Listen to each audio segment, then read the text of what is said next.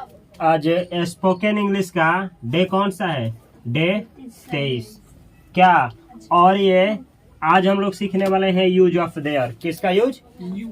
There का use सीखने वाले हैं। देयर के ऊपर आज ये कौन सा पार्ट है? पार्ट 3। इस देयर के यूज के ऊपर ऑलरेडी 2 वीडियो बना चुके हैं और ये तीसरा पार्ट है। इस वीडियो में हम लोग सीखने वाले हैं कि देयर का प्रयोग कैसे निगेटिव सेंटेंस में करें। नेगेटिव सेंटेंस का मतलब हुआ, जैसे हम लोग जानते हैं कि देयर का प्रयोग कब किया जाता है? तब किया जाता है जब संख्या में किसी वाक्य में किसी चीज का संख्या बतलाना हो। किसी वाक्य में किसी चीज का संख्या बतलाना हो तो किसका यूज होता है? देयर का। या फिर ये बतलाना हो कि कोई चीज किसी चीज के ऊपर है या किसी चीज में है। जैसे स्कूल में 10 छात्र हैं। छात्र जो है कहाँ है? स्कूल में। चाहे पेड़ पर पंछी है। पंछी कहाँ है? पेड़ पर। तो ऐसे सेंटेंस बनाने के लिए देयर का प्रयोग किया जाता है, जो कि ऑलरेडी पार्ट 1 और पार्ट 2 में हम कवर कर चुके हैं। तो अगर आप लोग डिटेल में इंग्लिश सीखना चाहते हैं और देयर का यूज अच्छा से सीखना चाहते हैं तो सबसे पहले पार्ट 1 वीडियो को देखें, उसके बाद से जो पार्ट 2 है उसको देखें और उसके बाद से पार्ट 3 को देखें तो पूरा डिटेल में समझ में आएगा। इसमें हम लोग सीखने वाले हैं निगेटिव सेंटेंस स्ट्रक्चर। यहाँ देयर का यूज कैसे किया जाता है निगेटिव में। यहाँ 3 स्ट्रक्चर दिए हैं, तीनों का यूज सीखना है। जैसे सबसे पहले क्या लगेगा? देयर। उसके बाद इज या आर या वाज या वर। इज आर कब लगेगा? इज आर लगेगा प्रेजेंट की जब बात होगी, प्रेजेंट टाइम की बात होगी तो क्या लगेगा? इज या आर। लेकिन याद रखना है देयर के बाद इज तब लगेगा जब एक चीज की बात होगी। एक चीज मतलब जब सिंगुलर कोई भी नाउन हो, सिंगुलर हो और उसकी बात होगी तो देयर के बाद क्या लगेगा? इज। ठीक है। या फिर अनकाउंटेबल नाउन होगा, जैसे पानी हो गया, तेल हो गया, दूध हो गया या खुशी हो गया, उदासी हो गया। ऐसे अनकाउंटेबल नाउन के लिए देयर के बाद क्या लगेगा? इज। चाहे वो टेंस कोई भी हो, देयर के साथ अगर अनकाउंटेबल नाउन है तो प्रेजेंट के साथ क्या लगेगा? देयर के साथ इज। पास्ट के लिए देयर के साथ वाज। अगर प्लूरल की बात हो तो देयर के साथ प्रेजेंट में क्या लगेगा? आर। पास्ट में क्या लगेगा? देयर के साथ वर। तो देयर के साथ लगेगा इज या आर प्रेजेंट के लिए। पास्ट के लिए लगेगा वाज या वर। उसके बाद से लगाना है क्या चीज? नॉट। उसके बाद लगेगा नॉट। या फिर नॉट ना लगा करके हम क्या लगा सकते हैं? यहीं पे नो भी लगाएंगे, लेकिन किस केस में आगे बतलाएंगे हम। उसके बाद आएगा काउंटेबल नाउन या फिर अनकाउंटेबल नाउन। अगर सेंटेंस में अनकाउंटेबल नाउन आया तो देयर के साथ हमेशा क्या लगेगा? इज प्रेजेंट के लिए, और पास्ट के लिए वाज। ये हमेशा याद रखना है। ठीक है। और आगे अगर मे वाक्य में है तो मे के लिए क्या अंग्रेजी लिखा जाएगा? इन। अगर पर है तो ऑन। अगर के सामने वाक्य में आया है तो इन फ्रंट ऑफ। ठीक है। और उसके बाद से जो अदर वर्ड्स रहेगा वो तो एक बार सीख लिया जाए। देयर इज का हिंदी होता है। देयर इज यानी है। और देयर आर का मतलब होता है। ये नुक्ता वाला, बिंदु वाला है। ठीक है। और देयर वाज का मतलब होता है था या थी, दोनों होता है। अगर आप लोगों से पूछा जाए कि देयर वाज का हिंदी क्या होता है तो था या थी। और देयर वर का हिंदी होता है क्या चीज? थे। किस अर्थ में? किसी चीज के संख्या बतलाने के अर्थ में। ठीक है। ये पहला स्ट्रक्चर है। दूसरा समझा जाए, दूसरा इस तरह से है। सबसे पहले लिखेंगे देयर, उसके बाद से इज या वाज। इज प्रेजेंट के लिए और वाज पास्ट के लिए। उसके बाद लिखेंगे नो। और उसके बाद क्या लिखेंगे? Uncountable noun. वैसा नाउन जिसे गिना नहीं जा सकता है, जैसे पानी हो गया तो अनकाउंटेबल नाउन।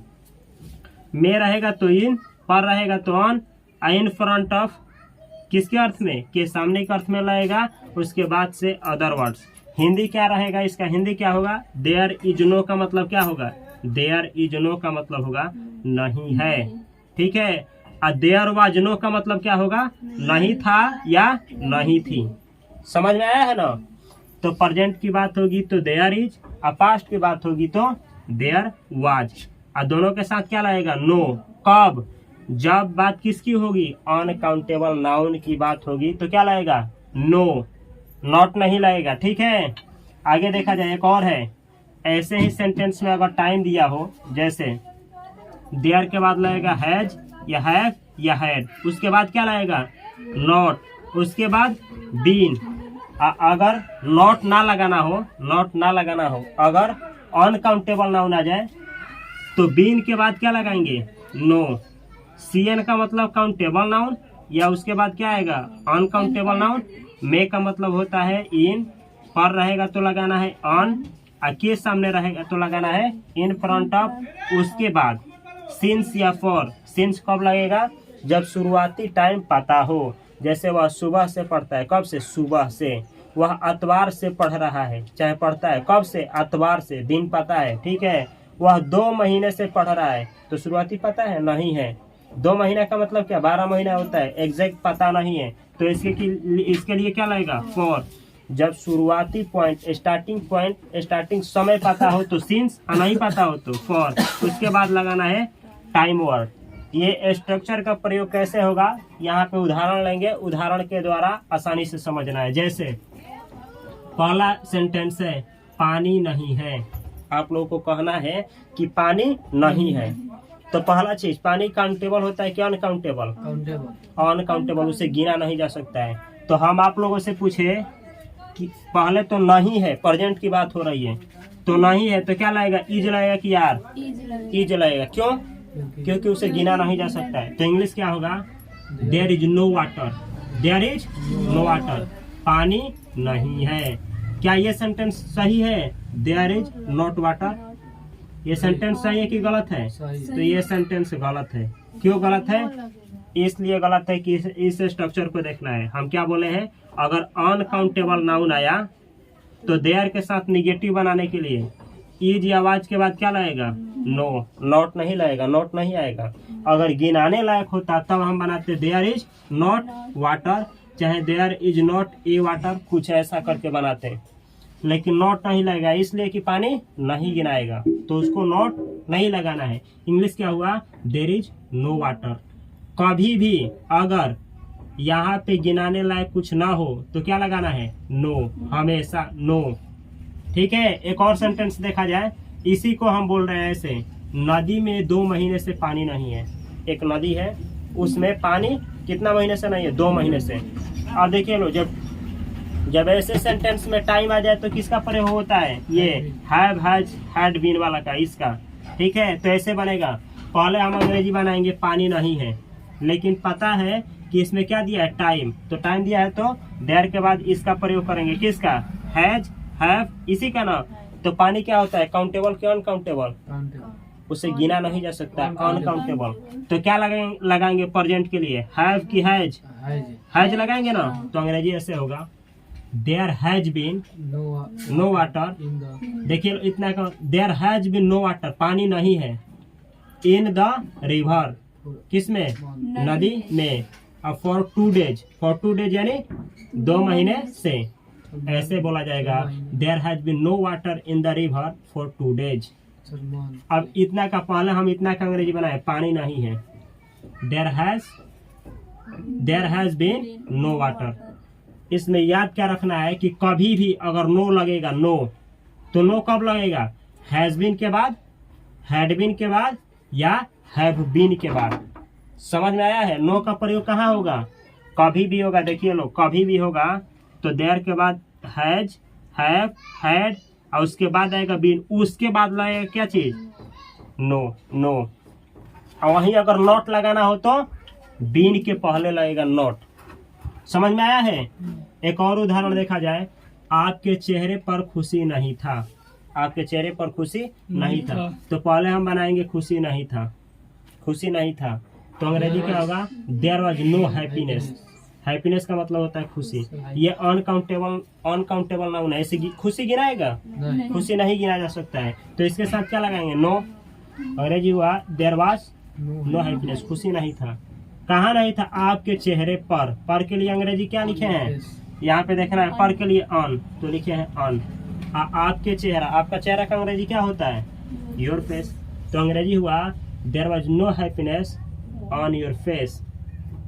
हिंदी ऐसे निकाला जाएगा, खुशी नहीं था। कहाँ नहीं था? आपके चेहरे पर, आपके चेहरे पर खुशी नहीं था। समझ में आया है? अगला सेंटेंस देखा जाए, एक कुत्ता, ऐसे लिखा जाएगा, एक कुत्ता नहीं है। एक कुत्ता जो है नहीं है, अंग्रेजी क्या होगा? There is not a dog. There is का मतलब हुआ, देयर इज नॉट का मतलब क्या हुआ? नहीं है। यहाँ नहीं है क्या लिखे हैं? क्या लिखे हैं? देयर इज नॉट, चाहे देयर इज नो भी आए तो हिंदी क्या होगा? नहीं है। क्या देखना है? नहीं है का अंग्रेजी क्या होगा? देयर इज नॉट, नहीं है। क्या चीज? एक कुत्ता, तो क्या होगा? A dog. हिंदी क्या हुआ? एक कुत्ता नहीं है। या फिर सेम सेंटेंस को ऐसे भी बोल सकते हैं, there is no dog, there is no dog. There is यानी इतना का हिंदी क्या हुआ? देयर इज नो का मतलब क्या होता है? नहीं है। देयर इज नो का मतलब क्या होता है? नहीं, यहाँ है नहीं है। देयर इज नो का मतलब नहीं है। क्या नहीं है? डॉग यानी कुत्ता। तो इसमें कोई अंतर नहीं है। आप एक दूसरे के जगह पे इसका यूज कर सकते हैं आसानी से। समझना क्या है? समझने वाली ये बात है कि अगर नॉट के बाद क्या आए? ए आए। नॉट के बाद ए आए तो नॉट और ए दोनों को हटाइए और उसके जगह पे नो का यूज करिए। जैसे बतला रहे हैं, there is not a pen, एक कॉलम नहीं है। There is not a pen, एक कॉलम नहीं है। इसको नो से कैसे बनेगा? There is no pen. तो नॉट आए क्या हुआ? खत्म। अंग्रेजी हुआ देयर इज नो पेन। समझ में आया है? अच्छा, एक और बनाया जाए। हमको बोलना है एक मार्कर नहीं है, there is not a marker. There is not a marker, एक मार्कर नहीं है। नो से बनाइए, देयर इज नो मार्कर। यानी नॉट आए क्या हुआ? खत्म हो गया। उसका जगह कौन लिया? नो। तो याद रखना है, अगर नॉट के बाद आर्टिकल में ए आए, अच्छा है कभी कभी ए के जगह पे एन आ जाता है, ए एन। जैसे एक सेव नहीं है, एक सेव। There is not an apple, एक सेव नहीं है। एप्पल के आगे एन आर्टिकल लगता है। There is not an apple, apple नहीं है, एक सेव नहीं है। अब उसको नो से बनाना है तो क्या बोला जाएगा? There is no apple. तो वहां पे क्या हुआ? वहां पे हुआ है कि नॉट के बाद एन आया था। एन एन एन का मतलब ये ए एन, ये सीखना है। नॉट के बाद अगर ए एन आता है चाहे ए, तो इसको हम लोग हटाएंगे। इस सेम के जगह पे किसका प्रयोग करेंगे? नो का। आसानी से किया जा सकता है। लेकिन एक चीज ये भी याद रखना है, अगर अगर अगर इसके जगह पे अनकाउंटेबल नाउन आया, इसके जगह पे अनकाउंटेबल नाउन आ गया तो नॉट नहीं लगेगा, हमेशा क्या लगेगा? नो। जैसे ये सेंटेंस है, जैसे पानी नहीं ना गिना जाएगा, तो इसके पहले कभी भी नोट नहीं आएगा, कभी नहीं। कभी भी क्या आएगा? नो। यानी वैसा चीज।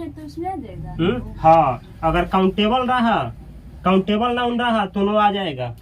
काउंटेबल रहेगा तो नो आ जाएगा। लेकिन अनकाउंटेबल रहेगा तो केवल और केवल कौन आएगा? केवल नो, नॉट नहीं आएगा।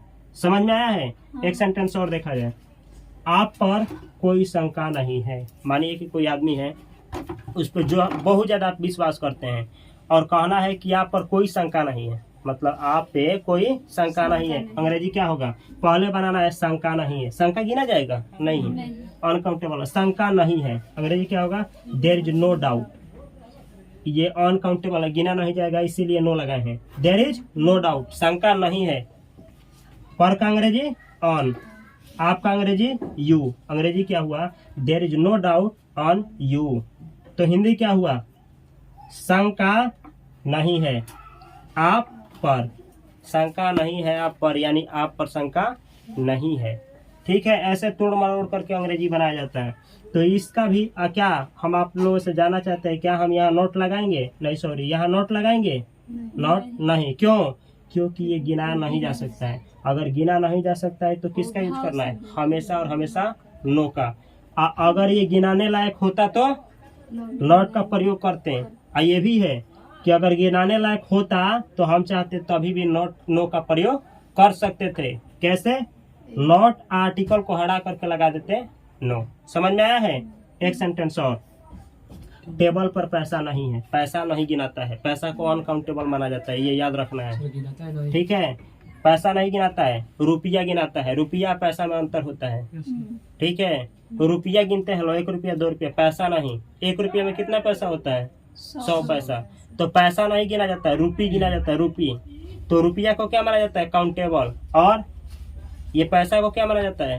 अनकाउंटेबल। पैसा मनी अनकाउंटेबल माना जाता है, याद रखना है।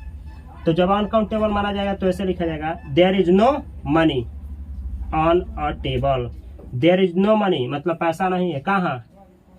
टेबल पर। अगर टेबल को खास बनाना है तो सिखाया है पिछले वीडियो में, यहाँ क्या लगाएंगे एक जगह पे? द। तो अगर टेबल भी खास हो जाएगा। अब हम ये जानना चाहते हैं, क्या यहाँ पे नोट लगाएं? देयर इज नॉट मनी, सही होगा? नहीं होगा। क्यों नहीं होगा? क्योंकि मनी अनकाउंटेबल माना जाता है। समझ में आया है? तो इसको डिटेल में समराइज कर दे कि हम कहना क्या चाहते हैं। इसको जानना है, ऐसे जानना है कि हमेशा देयर का प्रयोग किसी भी वस्तु को बतलाने के लिए किया जाता है। लेकिन याद रखना है, अगर नेगेटिव सेंटेंस है तो देयर के बाद क्या लगेगा? इज, आर या वाज वर। उसके बाद क्या लगेगा? नॉट।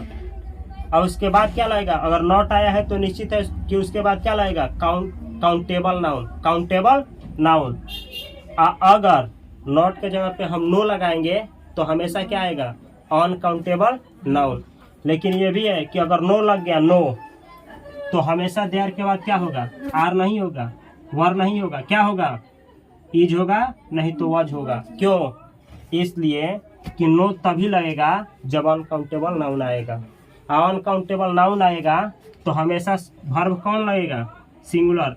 या तो लगेगा इज या नहीं तो लगेगा वाज। समझ में आया है? तो अगर आप लोगों को इस वीडियो से इंग्लिश सीखने में मदद हो रही है तो इस चैनल को सब्सक्राइब करें। और पहले जो भी 2 वीडियो डाले हैं, पार्ट 1 और पार्ट 2, मेरा आप लोगों से रिक्वेस्ट है कि सबसे पहले उस वीडियो को देखें और तब इस वीडियो को एक बार और प्ले करें। आप लोगों को डिटेल में समझ में आएगा। और ऐसे ही इंग्लिश सीखने के लिए इस चैनल को सब्सक्राइब करें। इस चैनल पे आप लोगों को बेसिक से लेकर के एडवांस लेवल तक इंग्लिश सिखाया जाएगा। तो ऐसे ही वीडियो देखने के लिए आप सभी को बहुत सारा प्यार। मैं मिलता हूँ अगली वीडियो में, तब तक के लिए आप सभी को धन्यवाद।